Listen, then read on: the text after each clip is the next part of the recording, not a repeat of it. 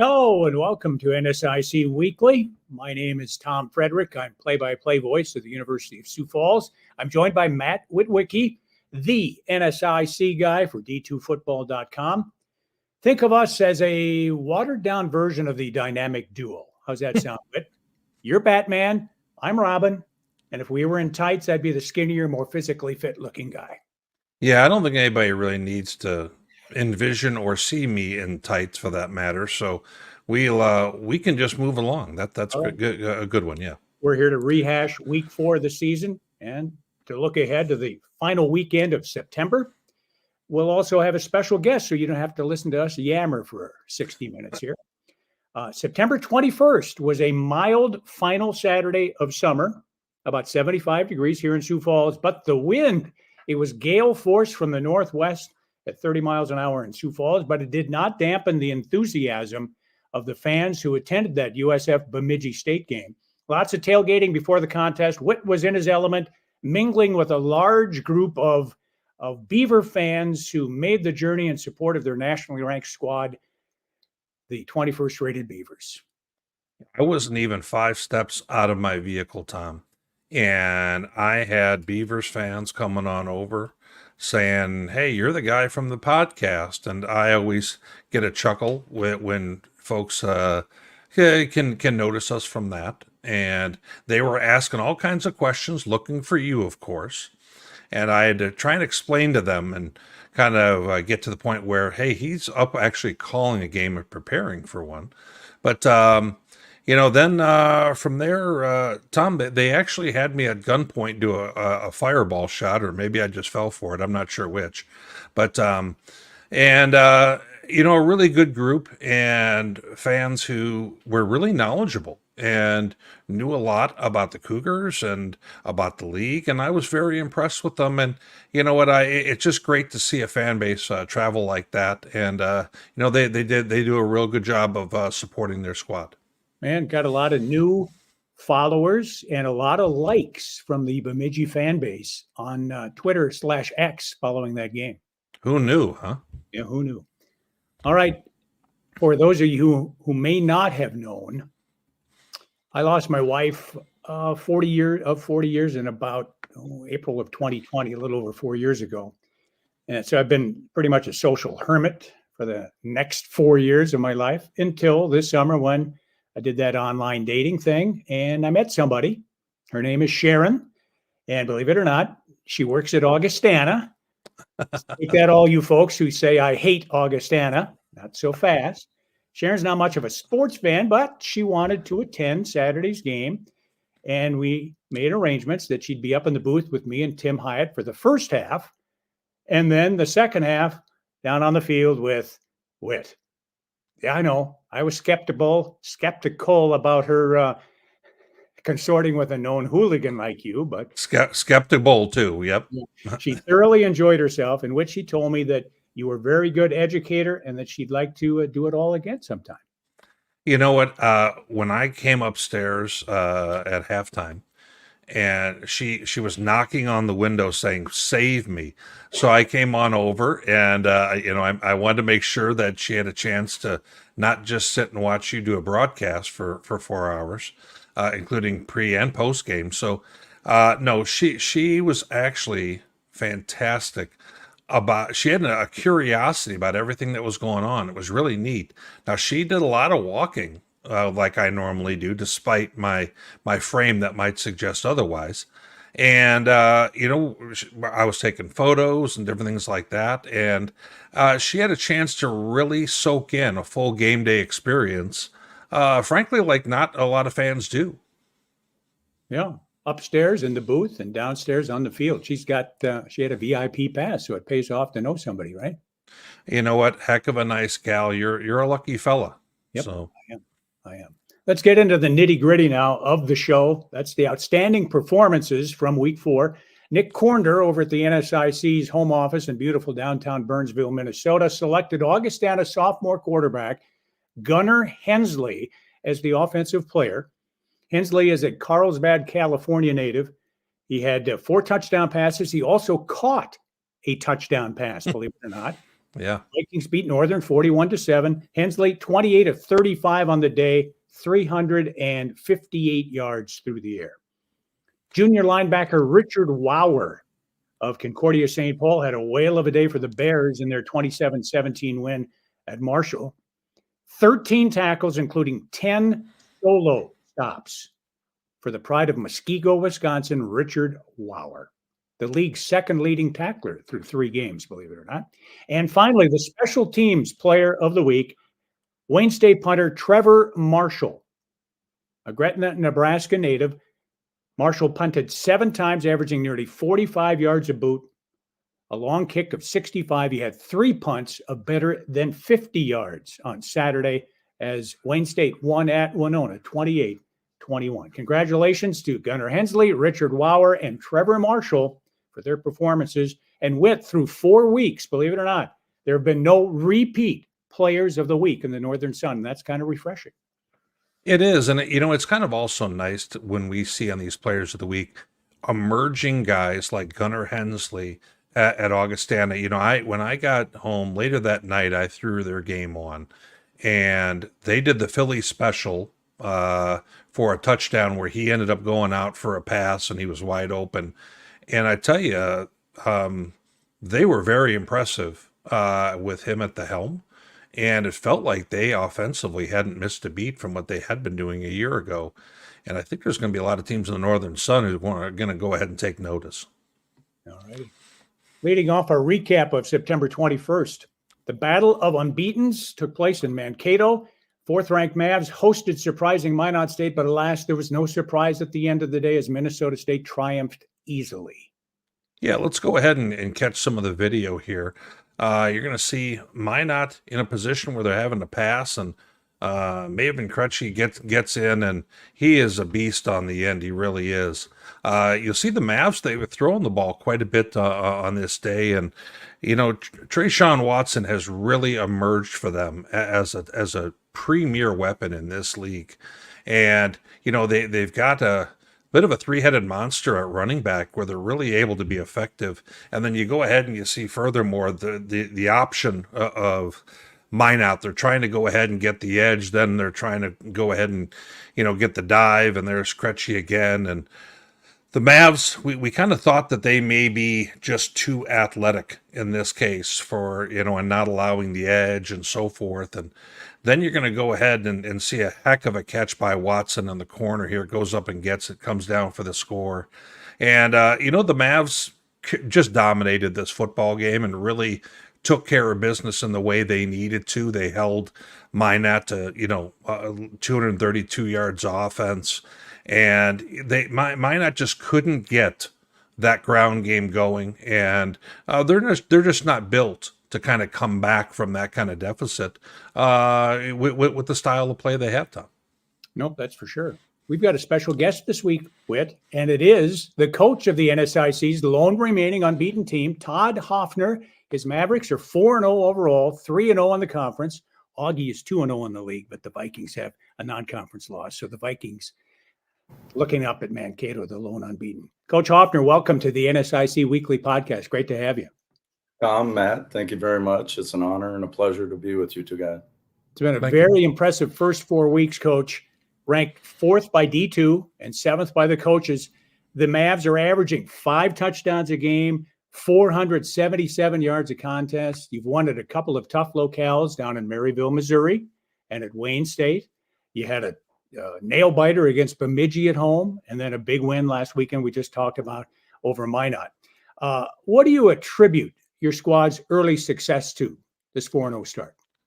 Well, I love our players' attitude. I love their mindset. I love what they're all about. They're all about each other. And I think Coach Slickty, our new offensive coordinator, is doing a phenomenal job. And Coach Taylor, our defensive coordinator, is in his 2nd year at the Realm. And I'm really encouraged about the bonds and the unity and the all about each other mentality that we've had so far. And you can't be a great coach unless you have great players. And we've had some players really shine and step up. Trayshawn Watson, Hayden Necker, and Maven Krejci, and the list goes on and on and on. We have a lot of really gifted and talented players that do a lot of really special things. And it makes our job easier. But I'll tell you what, you hit the nail on the head. None of those games were easy peasy. This weekend will be the first weekend that we don't play somebody that's undefeated, and so it's been a juggernaut to say the least. But I'm not looking past Concordia St. Paul at all. I've never seen a team so big in my life, so it'll be an interesting battle. Now, I've not done my homework yet because USF doesn't play Mankato until next weekend. I've got to go to Minot this weekend first. But I know you've got some recognizable names on offense. You mentioned Hayden Eckern. There's Tony Anger, Trayshawn Watson. You're missing Sheen Butler Lawson, though, guys like that. Is this primarily a veteran squad, or did you have several holes that needed filling on that side of the ball to prepare for 2024? Yeah, I think you hit the nail on the head. Sheen Butler Lawson was definitely a loss. Keyshawn Wesley was an all-conference offensive lineman. But outside of that, offensively, everything's intact, right? All the players came back. All of them are seniors, fifth year, sixth year, seventh year seniors. You got a full gamut of a lot of maturity and experience on that side of the ball, which is really crucial. And then we loaded up pretty heavily on defense, bringing in a number of transfers, and most of them have panned out very well. So, so far so good. And you're only as good as your next snap in this league. But I'm really pleased with the maturity and experience on offense carrying us and doing a great job of leading us, and especially the Hogs. I think those guys up front have definitely been doing a very workmanship type of, attitude. And Coach Henning, our offensive line coach, has been doing a great job with those guys. Coach, when I had a chance to see you guys in Maryville, your opening game, I was extremely impressed, and I talked about it, about how well you guys are running the football against a team who is the gold standard at defending the run. And not only what you guys were doing up front, but the fact that you guys had a little bit of a kind of a three-headed monster at running back. And apparently, Mr. Anger's pointing out that it's a three-headed monster in the photo there. But tell me a little bit about what each one of these guys brings, because they're not the same player. Yeah, I don't know if we really have a lightning in this group like back in the day when we had Nate Gunn and Justin Taramina. Right. I think all these guys are thunder, and a lot more thunder and some more thunder. They're not small men. They're Sam Backer's the second fastest player on our team. Tony Anger, for being 225, 230, a hybrid tight end last year, has done a phenomenal job of trimming his body and really working hard on being a running back and filling that void of losing Sheen. And Christian Vosser has just been a tremendous leader for us. He's kind of a deceptive runner. I would call him a slasher.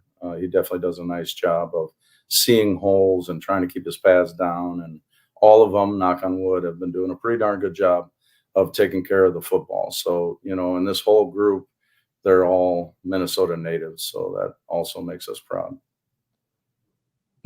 We've talked a whole lot over the season so far about some of the production you've been getting, from the quarterback position, and obviously from Mr. Watson, who's been, just an electric player. I think in a position that's not getting a lot of shine is your defensive side outside of Mr. Krejci. And I look at Antonio Alzheimer and watch the way he hits people. I was watching that football game, Coach, and he is a guy who I think is a little bit under the radar in this conference. What can you tell me about your backer? The irony of this picture is this was called targeting right in the game, and they ended up overturning this call, and it was a very loud hit. And we're trying to teach Antonio to, get off to the side a little bit. He really, when he hits somebody, he arrives in a very bad mood. And you can hear it from a lot of layers up at Blakesley Stadium. But Antonio was moved from outside linebacker to Mike, right? And he's done nothing but shine. You kick yourself as a coach that you didn't make this move, right, years ago, because he's a really good tackle to tackle, sideline to sideline kind of guy. He's got a lot of really good feel. And he's surrounded by, Carson Dunn and Micah Brown, and the D line with Maven leading the charge up front has been pretty exceptional. And then the back end, we added a lot of speed. So defensively, Coach Taylor's in charge of that group. Coach Hevel does the defensive line, and Coach Jackson does the secondary. So, I think they're all doing a really nice job, right? But once again, you're only as good as your next snap. But I'm really pleased with our coordinators and our full-time staff and all the assistant coaches at Minnesota State. Coach, many feel that the NSIC this year is probably as wide open a race as it's ever been since we've been in the league, the last 12 years anyway. 5 contenders for the championship. How many do you think make the postseason come November? And is it possible that the NSIC even gets a number 1 seed? You're number 4 in the country right now. Wow, that's a setup, Tom. I don't know where we're going with that, but get him, Tom. But this conference, and I'm Augustana is not getting the credit that they deserve. They should be very highly ranked right now. They should be way up there. They ran this league last year.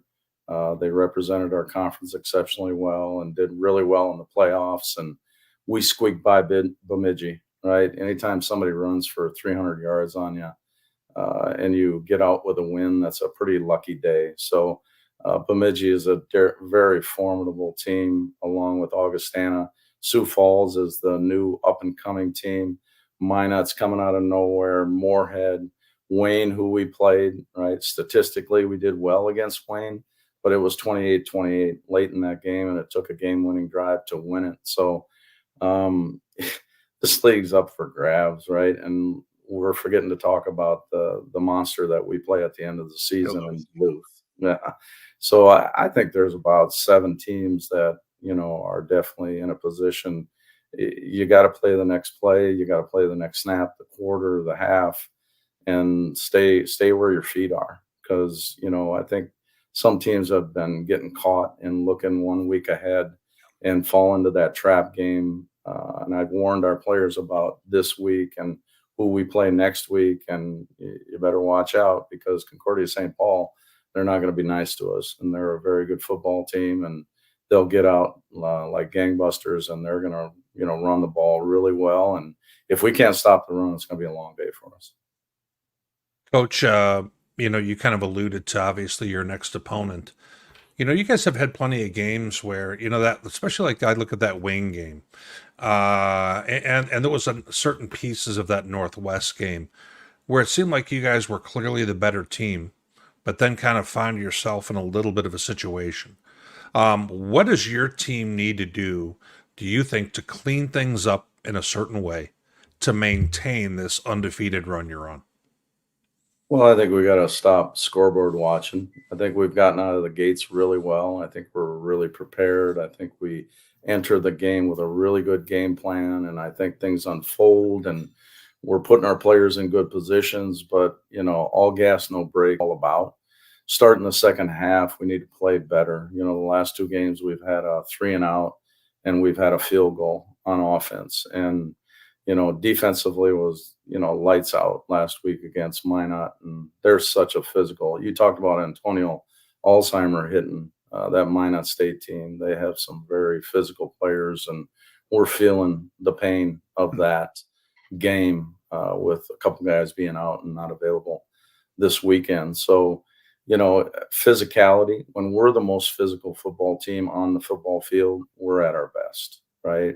And motivation, I will never underestimate the power and persuasion of motivation. When somebody told us we're going to go to Northwest Missouri State and get beat by 28, I think our players heard that. And when we took the field, we did not want to get embarrassed. And then once you realize that, hey, we're not that bad. And then you maybe take your foot off the gas a little bit and don't get after it. So when you have a mature team, I think you're going to have a little bit of that stuff. But I really love our mindset of our players, and I think our coaches are doing a really good job of putting them in position to make plays. All righty. Anything more, Witt? No, I Coach, we kind of talked about it. I wasn't sure if your squad could make it through the first month unscathed, and you have. Kudos to you and your squad. You guys have been outstanding. And I know that you guys have the kind of schedule, though, where you can't take your foot off the gas because you still got plenty left. Oh yeah, I mean we have 7 games left, and 4 of them are on the road, and you got to go to Duluth, you got to go to Northern, you got to go to Moorhead, and this weekend we're going to Concordia St. Paul. So Right. you know those are games, and then you're bringing people to your house that are 3-1, 2-0 in league, right, and coming in with a vengeance and want to beat the Mavs. So you know we're happy where we're at. Let's don't make any bones about it. And as I mentioned earlier, we're only as good as our next snap, and hopefully Yep. it's a great one. Todd Hoffner, 14 years at Mankato, never a losing season, 7 NSIC titles, a record of 135 wins, 33 losses. Coach, we appreciate you stopping by NSIC Weekly. Thank you. Thank you, Coach. Well, All right. buddy, Let's continue our whip around the league, should we? that sounds like a plan to me. It was Military Appreciation Day at Bob Young Field, Saturday, September 21st, as the Cougars hosted 21st ranked Bemidji State, and we were there. Yeah, and you take a look at this is a photo I took, pregame right there on the sideline, and you mentioned Military Appreciation Day, Tom, and literally seconds later, we had these F-16s flying over my head, and they got there so immediately without a sound that it scared the heck out of everybody.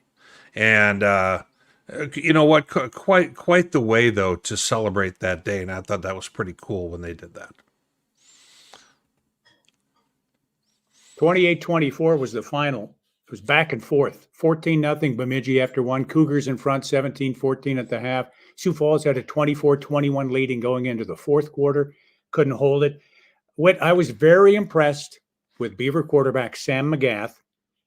Very efficient throwing, 3 touchdown passes, 2 to Dre Griffin, 1 to Bryce Peters. Coach Glogowski said in the pregame, he scares the bejesus out of me, and all he did was grab 9 of them for over 120 yards and a big score late in the game. They came through it in crunch time, converting a big 4th down for a touchdown, a big 3rd down late in the game to keep the ball in their hands against the wind as time was waning. And Bemidji did what good teams do. They came through in the clutch. Sioux Falls, on the other hand, showed me that a team that was 3-8 last year has taken a step and can play with the top teams in the Northern Sun. We'll see if they can continue that as they head north this weekend. Well, and I think there's some things that Sioux Falls can learn from here. In relation to Bemidji, they're a young squad. And Bemidji, you expect them to find a way to win games like this. And frankly, they made the plays in the back portion of that football game to win it. Now, I did, real quick side point here, the Bemidji faithful said, make sure you're calling him Bubba Peters, because he goes by Bubba is what he goes by. So I wanted to make sure we have that for everybody going forward. So people don't, because we're going to have folks in the comments, Tom, who are going to say you've got Bubba Peters on there, and that's not his name. That's what he goes by, folks. He'll be number 23 in the highlights. We're going to watch them here in a moment. Let's go ahead and see some of the action. 0-0 Bemidji, of course, going left to right here. Flushed on out here. McGath, who you mentioned earlier, goes ahead, throws the ball on up, and wow. They go ahead and end up with a score out of nowhere on that. And a nice tight end delay here. The Cougars get themselves on the board. Then McGath ball gets tipped here. The Cougars get a pick, and all of a sudden they're in business right before half. This game, all 31 points of the first half were scored with the win. You can see the flags behind how they're whipping here. Nice, fade here into the corner for Bubba Peters. It was well defended. He just goes up and makes a play. He does a nice job of going and getting those. A little bit of Witt video here. Big play here. Leonard scores twice in the game, but this one here ends up being a fumble. Both teams ended up having a fumble that was in the end zone that ends up going to the other squad. Cougars up 3, 5 minutes left. Bemidji hits a fade here. Boy, I tell you, this is what we mean by them making the big plays when they really needed to. Each time something like that came up, it kind of seemed like Bemidji was able to make that play. And, this young Sioux Falls team is going to need to, next time they're in that situation, they're going to go ahead and have to step up and make those plays themselves. Now, I thought a few things that were really key in this football game. This was the biggest game I thought in the weekend in the conference. Cam Dean held under 20 yards rushing. I think if you can do that to Sioux Falls, that's huge. Kind of like with Wall Jasper and Duluth. If you can keep him from moving the chains on the ground and being a big factor there, it really can limit the offense a little bit for that squad. On the other side, Bubba Peters that we mentioned, he made a huge catch at the end of the football game as well. And Marcus Hansen, I tell you, Tom, I don't know, you calling the game. I'm going to assume that you saw some of this. He was catching Cam Dean. They would do like a quarterback, run to the right side, and Marcus Hansen was backside and was able to chase the play down. He did it more than one time in a way that I don't see defensive ends chasing that play down in this league, Tom. It shows why he's a first-team All-American. Dean averaging 7.9 yards a carry coming in, 9 for 18 on Saturday. And it was a fast-closing Bemidji defense that kept him in check, no doubt about that. Yeah. Moving right along, Augustana shrugged off its non-conference loss at South Dakota State, improving to 2-0 in the NSIC, 41-7 at home over Northern State. As we mentioned, Gunnar Hensley, the offensive player of the week, he was spectacular at quarterback. Yeah, I mean, I thought that Northern's defense would keep them in this football game. I thought that they would struggle to run the football. Hank Kraft, I keep waiting for him to kind of get loose for them. It just has not happened so far this season. Jake Adams, oh, by the way, another 15 stops.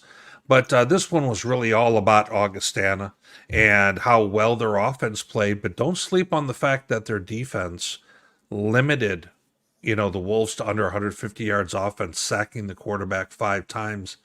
I think there's a good point made by Coach Hoffner is that, we watched this Augustana defense up close and how they were able to make the Jacks, South Dakota State's offense uncomfortable at times. Right. Force plenty of punts.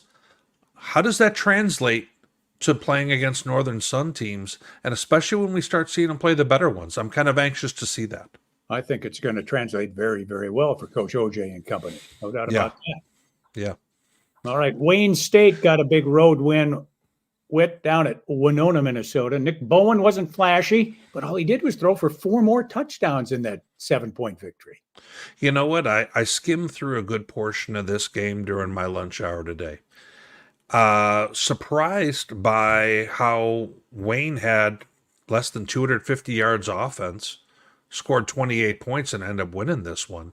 Now, a key point that did happen in the second quarter, Latravius Boyd, who is maybe the most dangerous running back in the Northern Sun, he went down with an injury in the second quarter, and I don't recall him returning. And that's a big piece. He helps them so much. He's a horrible matchup problem with the way he's got speed going against backers and other players as a pass catcher.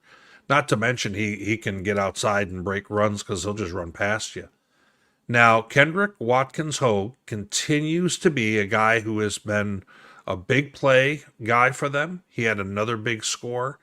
And, Bone had 4 more touchdown passes. Winona they marched down, Tom, at the end of the game. They get down to the 25-yard line. Minute left. They end up taking a sack on a big 3rd down play, and they end up turning the ball over. The game was right there for Winona. It was that close a ball game. These teams have played some pretty close ball games over the years, and Wayne hasn't had a ton of success at Winona, so this was a pretty big notch for them. Next up, I was shocked with this outcome. I really was. Coming off a big win at Duluth, I expected Moorhead to go out of conference and uphold the honor of the NSIC against the Great Lakes Valley Conference, but the Bearcats of McKendree. My only reference point for McKendree was they came into Sioux Falls years ago as an NAIA playoff entrant, and the Cougars ran them out of Bob Young Field. Well, Yeah, 2010-ish, I'm going to say first round, something like that. so they Yeah, took it to Moorhead here. Yeah, I recall that. That was actually here's an interesting side thing. That was the same day Augustana ran Grand Valley off the field across town. They were both playing a playoff game at the same time, and the star running back from Grand Valley the previous year was playing for McKendree that day.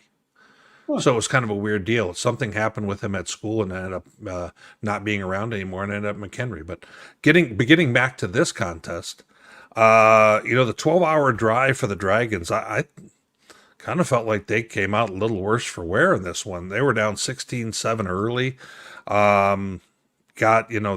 They didn't even get to their normal yardage and things like that. And McHenry, they got bounced pretty hard by West Florida to start this year. But at the same time, Jack Strand gets picked off 3 times in this game. And all of a sudden, he's at 6 interceptions, 7 touchdown passes. This is not the same season for him right now. I mean, we're sitting at about 55% completion, and they throw a lot of bubbles and everything else. So something is not quite right with them in that passing game. And I mentioned last week, Yogi Flager, the guy who was on our All-American team, he had himself a game, and McKendree moves to 2-1 there. And I see their quarterback is Ty Michael, not Boo Boo Bear. All the old references. Moving along. UMD put that Moorhead loss a week ago in the rearview mirror as it went over to Bismarck. Manhandled the Marauders at the Bulldogs. Kyle Walljasper was Kyle Walljasper. Threw for 2, ran for 100+ and another score. The guy is a bulldozer at quarterback, and he's really impressing me with his arm. Really is. He's been extremely efficient so far this year as a passer. They've gotten a few injuries. I know one of their top backs is hurt. Walljasper just goes ahead and takes over the running back duties, apparently. When it comes to Duluth, playing teams in the lower half of the league, they just beat the crap out of them, Tom. They don't just kind of beat them. It's never close. I mean, it's always just obliterating losses like this. We saw Mary a week ago throwing the ball with a lot of success, getting rid of it quickly. I thought with all of that same reasoning, maybe they wouldn't be able to get Duluth getting all over them. Well, 7 sacks later, 92 yards allowed by the Duluth defense. And, they just, in games like this, they are extremely one-sided and really impressive. And at the same time, I thought Mary was going to have a whole lot more for him here, didn't you? I did. I really did. But like you say, they take care of business in the games they need and should take care of business in, UMD. Oh, in resounding fashion, no doubt about it. Other teams kind of let things get away from them. Yeah. Wrapping up the recap portion of the show here, Concordia St. Paul kept Southwest Minnesota State winless on the year, leaving Marshall with a 27-17 victory.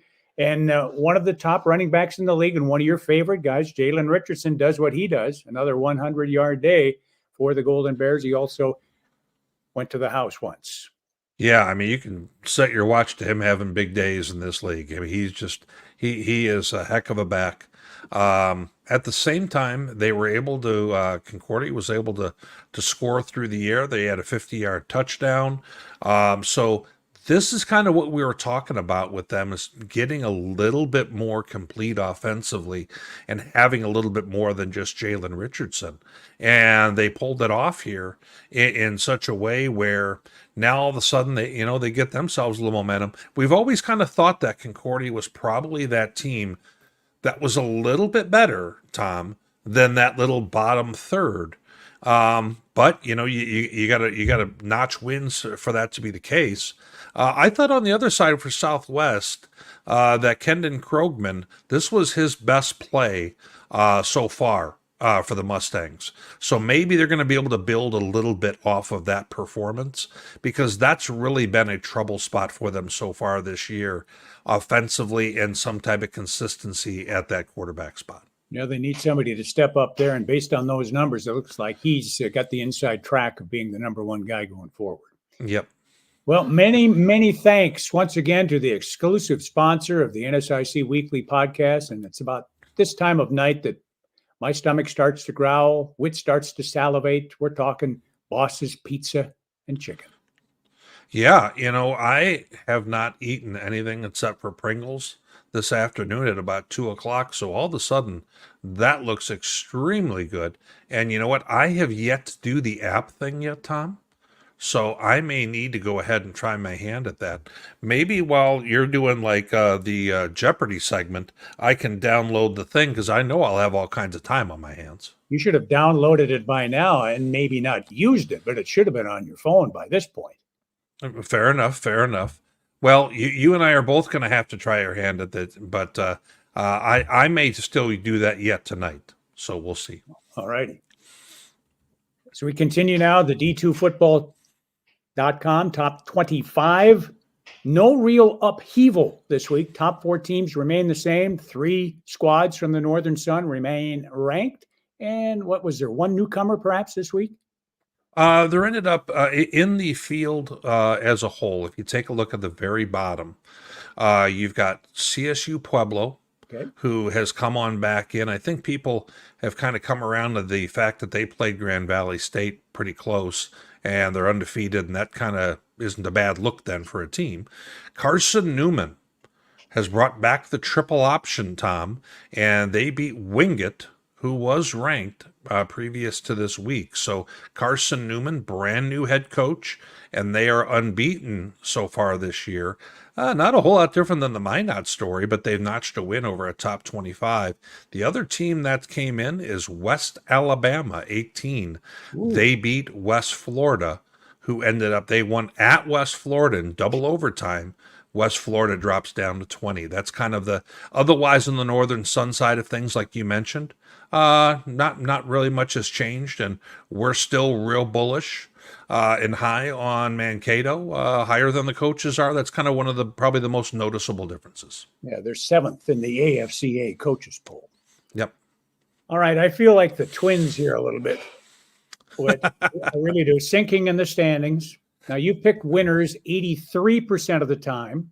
Massey sitting at 69%, and little old me, you're at 66.7%. Still have 8 weeks to go. This is a marathon, not a sprint, but I better get a move on before things get out of sight here on me. On our national show, I am right around 62%, I want to say. Wow. So when it comes to the Northern Sun, that seems to kind of be my sweet spot. Nationally this year, not so much. All right, heading into this weekend, Mankato is the NSIC standings leader. Augustana also unbeaten in the league, albeit a loss in the non-conference. They're a half game back. 4-way tie for 3rd. There's a 4-way tie for 4th. Mary, Northern, Southwest, still looking for that elusive first win. Yeah, when I look at these, Tom, I don't think there's too much that's shocking on this page. I think that there was a lot more optimism with like an MSU Moorhead than the 1 and 2 number they're at right now, Tom. But if you remember in our preview, not that anyone does, because that's a long time ago and many shows ago, we did mention that they had a very tough start to the season upcoming. And they were going to have to, they're going to have to win some of those games. And they won against Duluth. But then I think they kind of took 2 steps back with that loss to McKendree right there. They could have been riding high with Augie coming in this week. So it is what it is. But Northern State's probably the other one that's maybe the biggest surprise. We knew that they had a tough schedule, but offensively they've struggled to get that passing game going, and it's really made them a little bit challenged on that side of the football. What do you say we handicap or preview at least this Saturday's games? And we'll start with a couple of noon contests. Southwest at Duluth, where the Bulldogs are Massey's 31-point choice. Hard to argue with that. If this was, I would take Southwest against a lot of people with 31.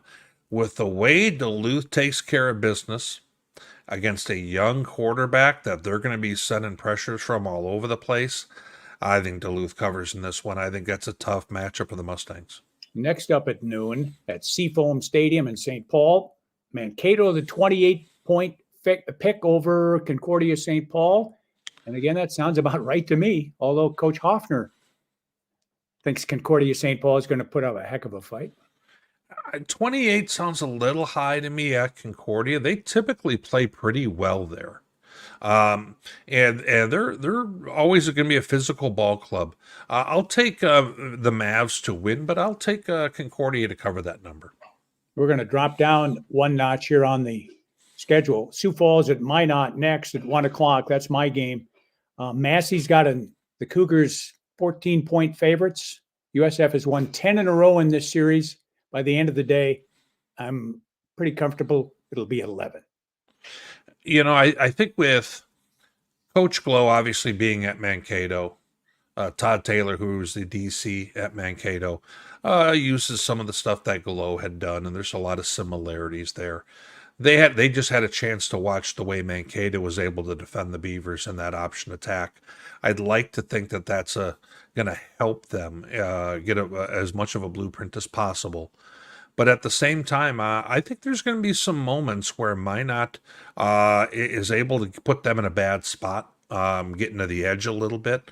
Or they also do a nice job kind of reversing the field when everyone thinks that it's going one direction in that option. I think the Cougars win this game. I think it's going to be a close game come the middle. I think the Cougars end up pulling it out by about 10. I don't know if they cover the 14. Bemidji and Mary. I expect the Beavers to win handily. Massey says by 28. I've seen these two teams the last 2 weeks. Mary impressed me on the 14th. On the 21st, Bemidji impressed me. I don't see Bemidji beating them by 28 points. I really don't. But I see Bemidji winning. I have no clue who the Marauders are now after these last 2 weeks. Duluth beating the brakes off them and having almost no success at all offensively. Not even 100 yards. Bemidji is every bit as physical a football team. I have a feeling this ends up being a bad matchup as well. I'm going to take Bemidji, and I'll take them to cover. Ooh. Saturday night up in Aberdeen. Winona, the 5-point favorite against Northern State. The Wolves better win this one, or they could be looking at 0-7 going into their bye week on October 19th. I've got Northern in an upset. You know what? I tell you, I thought about this one a lot today, Tom. Northern is a much better team at home. We've talked about this numerous times. I'd like to think that Coach Schmidt's going to have his group up and ready. I don't have a ton of confidence in the Winona offense. But I think that they have more offensive playmakers. And I think they're a good enough defensive team. I have Winona winning this one. I have them winning, I'll say 24-17. All righty. And because you created a graphic for the game you're most interested in this week. Well, I think it's the best matchup, if I'm going to be honest. Augustana at MSU Moorhead. Vikings 14 points better than Moorhead, according to Massey. Augie's going to win, and I'm really interested in seeing if the Dragons bounce back from that loss in McKendree or they fold up. I don't know. Augie wins, though. Well, and for anyone who sees this graphic that we put up, this is 100% Witt opinion. So if anybody feels much differently about this, this is how I see this game coming in. Moorhead plays much better at their own place. That's why they get 2 X's for that, Tom. And you're under the 2X and 1X thing now. I know it only took us 2 shows to get that working good. But I just think the Augustana is too complete a football team. And I wasn't sure I was going to be saying about them offensively, Tom. Epperson sat last week, so did Thomas Colton. Certainly, we saw some great production from Hensley at quarterback. At running back, I think that they're going to feel a little bit more of if Epperson's not ready to go, because he's just an established playmaker and a top back in this league. So that said, I think we're going to have a game where Moorhead is able to keep up, but I think there's just too much Augustana. Give me Augustana in this one, 31-20, but I have Moorhead covering the number, but I wouldn't be shocked if they took him to the end or if it ends up going the other direction, Tom. Ooh, covering your bases there, a little CYA. I was very clear. I've taken Augustana to win by 11. All right. And now, simply because you like to humiliate your co-host, it is time for NSIC Jeopardy. We just wanted to identify the segment there. Sorry. Now, truth be told, you have suggested we bring this back. So let's not make it look like this was my idea. And, as we go ahead and we take a look at the graphic there and we see you with the thumbs up, I'm not sure if the expectations are thumbs up from you on this. You've yet to come out on the plus side of this in quite some time, but let's see how you do tonight. I think I've got the best set of questions for you that we've ever had on the show. Fire when ready. Fair enough. Okay. So first question. What team has only allowed 42 yards rushing this season in the North? What Northern Sun team has allowed only 42 yards rushing this year for the whole season? 14 yards a game. I'm going to give you a little bit of music so you can get things going in your mind.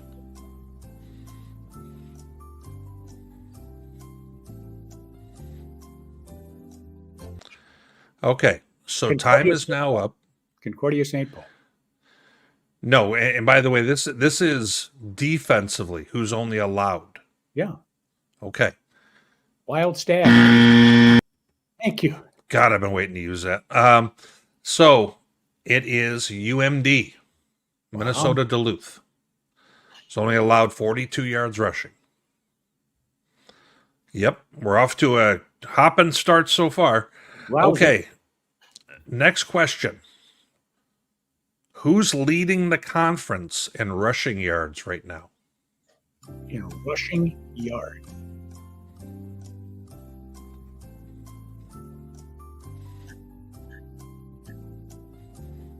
I got a couple of choices. It's either Jalen Richardson or Boyd. No, Boyd got hurt. Oh, I know. It's going to be the guy we're facing this weekend. Love it from Minot. Triple option. Love it. Love it or leave it. Oh, for two. Jalen Richardson it is. Really? Yes. Good job of talking your way out of that one. I did, yeah. Okay. Who has caught the most balls so far amongst Northern Sun football teams? Well, it's got to be somebody from Moorhead. My guess is it's either Perryman or Florence. We're going to do this every question. It's Florence, Gage Florence. Hi-oh! He's caught 29 passes and has yet to score a touchdown. Weird stat, huh? What's he averaging per catch? Probably 6, 7, 8. That wasn't a part of the selection criteria and all that. There was, what are we doing here? You know what I think about that? That's what. Okay. Moving right along. What quarterback has the most touchdown passes so far? Oh, I'm going with the guy I just saw last weekend, Sam McGath. You're kidding me. We got a little half buzzer and then the full one. But no. You want to go again just so we can kind of redeem ourselves a little bit? Nick Bowen. Hi-oh! Okay. We're giving you a chance, as long as we give you multiple guesses at this, maybe that's the shtick from now on. I think I need that. Yes. Yes. I have to have multiple buzzers for the level of wrong you are. Last question. Who is leading the conference in sacks? This is like what's that show where you get like three wrong? You can get three wrong. Family Feud. Yeah. Yeah, that's kind of where we're at with you on this. Richard Dawson, my favorite host of Family Feud. I don't care for Steve Harvey or any of that. Louis Anderson, no. I got no clue. Have no clue. Not even a guess at this. Okay, one. Maven Krejci, Mankato. There's my guess. That was a good guess, though. Mason Phillips. You know what team he's on? Yeah, Mason Phillips plays for Mary. I just memorized him last week. Number 20. I'd hope you would. Yes, 3.5 sacks is leading the league right now. Really? Mm-hmm. Good for him. Yeah. Well, once again, another really successful Jeopardy segment. Hey, 2 out of 5. That's not bad. That's 40%. No, we're going to find a way to massage the rules a little bit to give you a better chance going forward. I kind of like the multiple guesses scenario, and then we'll give you a chance to be more potentially right. All right. Thank you very much, Ken Jennings. Now, we've got a mailbag question today for you. Sure do. Go to the sack, if you would, please. Yeah, so we have a new follower of the show, along with Beaver Nation here, the Bemidji fans. Beaver Banter Podcast. Well, that's a mouthful. Last week, beating a winless SMSU at home up 2 spots. So in other words, their team moved up 2 spots in the poll. 23-21. Yep. This week, beating a RV, receiving votes, which we don't do that, so I think we got our wires crossed here. But it says unbeaten, including a win over a D1 opponent, USF on the road, stays the same. Still at 21. There are probably external factors at play here, but it seems a little silly to me at least. Well, we're going to go with the first part of the sentence, external factors at play. Here's the external, and I'm doing this because I think this is a common thing, Tom, as a fan, that you look only at your own team and their results. And it's only natural. So if we take a look, remember when I talked about West Florida a moment ago? Guess where they dropped to? 20. Exactly. So they dropped to 20. That wasn't about Bemidji. That was just about West Florida dropped. And they ended up landing at 20. At the same time, West Alabama parachuted in to 18 from out of nowhere because they're 4-0 in the Strong Gulf South Conference, and they beat West Florida on the road. So that's some of those outside factors that you get when you're thinking, why did my team 1 week move up some spots? Well, they moved up in a week where there was 6 teams, Tom, in the top 25 that lost. So when you have that many teams in the top 25 that lose, you're going to see a whole lot of fluctuation just based on if you win. Because you just kind of move up. There's a little bit of that factor that happens in polls naturally. So I thought it was a very good question. And I wanted to get a chance to kind of illustrate some of the poll activity and how it's not as simple as, hey, how did my team do? It's kind of how did all of these different pieces. All right. You're doling out our limited supply of merch, the NSIC Weekly t-shirts, on a weekly basis to our fan of the week. And who's the honoree this go round? You know what? One heck of a guy. Mike Phelps, a.k.a. Viking Faithful. I've seen him over the years at many games at Augustana. He lives down 2-3 hours away in Nebraska. And he's in a wheelchair. He had, I'm going to guess 15 years back, maybe it's been longer, got in a motorcycle accident and has been in a wheelchair ever since. And, that's he is paralyzed from, I believe, the chest down. It's a tough situation, and Mike is one of our best fans. And notice who happens to be in the photo right there with him. Week 1 fan of the week, Lakers. Exactly. I don't know if all the fans of the week and the photos will work out so perfectly for us in the future, but it sure did here. Mike and I have known each other, since I guess probably mid to the early teens, 2015, somewhere in that, maybe even earlier. I know Coach OJ knows him. Mike is an exceptional fan, a very classy fan. And I hope that I get a chance to run into him again this year. And Mike, once again, thanks for all your support for everything that we've done.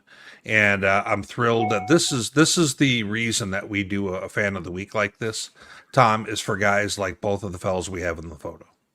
Well, that does it, Witt, for Season 3, Ep 5 of the podcast, NSIC Weekly. Please check out the socials on the screen there. Our thanks to the NSIC, the NSIC Network, and KEYC Television for the video that Witt pirated for our use. Be sure to watch D2Football.com's big Sunday night show on YouTube. And until next week, this is Tom. He's Witt. We're advising you to keep things real. And in the immortal words of the late, great Casey Kasem, keep reaching for the stars. So long, everybody. Keep it real.